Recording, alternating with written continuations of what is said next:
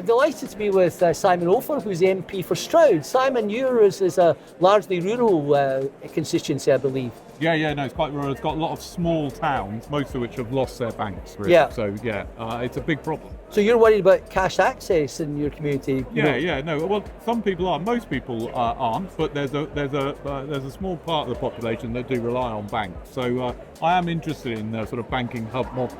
Yeah. Yeah. So you're hoping some of your communities get banking hubs? Yeah. Definitely. Yeah. And also, someone wrote to me this week saying there's this shop in town that's closed. Can we have a banking hub there? Yeah. So I was interested to know what's going to happen with banking hubs and who's going to fund them. So I understand that the banks are going to fund them, but at the moment we've got 350 planned. Yeah. Yeah.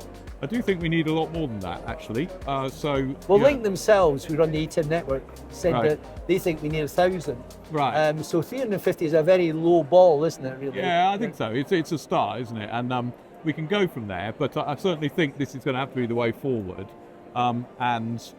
It's probably time limited, because in time I don't think we will need it, but probably for the next 20 years we're going to need small banking hubs. Well, at my age, 20 years is quite a long horizon, Oh, actually. Yeah. I don't know about you, you're a youngster, obviously.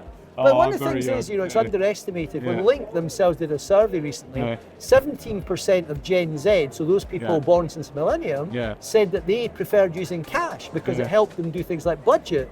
You know, they're not well off, and they find with cards they spend too much. So it has important implications beyond the elderly, doesn't it? Yeah, no, I think it does. It's not, and I don't think cash is a. Right, I think we use less of it, don't we? But certainly it's something that we need to do in the town. So I'm really happy to support you guys. And one of the things, when we've been talking to various people today, there are all sorts of nuances about how society operates. So, for instance, we talked to Musicians Union. Without cash, most of their street performers, the buskers, would be really struggling. Then we were talking about charitable giving. A lot of charities are suffering because cash isn't so often collected in those boxes we used to see. Change, isn't it? Yeah, you're right. Yeah, is the tooth fairy going to be murdered because we have no cash to go under pillows? You're not going to put your credit card under the pillow, are you? Don't murder the tooth fairy, please.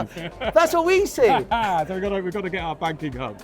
Simon, thank you very much indeed. That's all right. Thank you. Good to see you. Good to see you too.